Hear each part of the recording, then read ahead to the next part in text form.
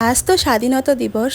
আমার সাথে যে এত বড় দুর্ঘটনা হবে আমি তো ভাবতেই পারিনি। ছোট ছেলেকে মায়ের ঘরে ওয়াকারে বসিয়ে দিয়ে আমি আসছিলাম আমাদের ঘরেতে বিছানা গোছাতে। তখন আমি আমাদের দরজাতে হোঁচট খেলাম খুব জোরে। তারপর থেকে আমার পা তো খুব যন্ত্রণা করছে এবং ফুলেও গেছে। তারপর বড়মশাই আমাকে তাড়াতাড়ি করে এক্সরে করতে নিয়ে আসে। এমনি যখন বসে থাকি তখন আমার পাটা ব্যথা করছে না, যখন পাটা ফেলি বা পাটা মুড়িয়ে রাখি খুবই যন্ত্রণা করছে। এই পা নিয়ে আমি অনেক ভুগেছি। যখন আমার বড় ছেলে ছোট ছিল তখনও আমার পা ভেঙে যায়। সেটা হয়েছিল আমার ডান পায়ে, এখনো সেম জায়গায় আর বাঁ পায়ে হয়েছে।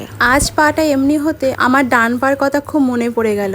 এটা হচ্ছে না আমার কপালেই লেখা ছিল। পাটা আমার ঘুরিয়ে রেখেছে না, এত পরিমাণে যন্ত্রণা করছে তোমাদেরকে কি বলবো। ছেলে আমার পাটা ধরেছিল। তো চলো, আমার এদিকে এক্সরেটা হয়ে গেল। এদিকে বড়মশাই আমাকে একটু ডাবের জল খাওয়ালো।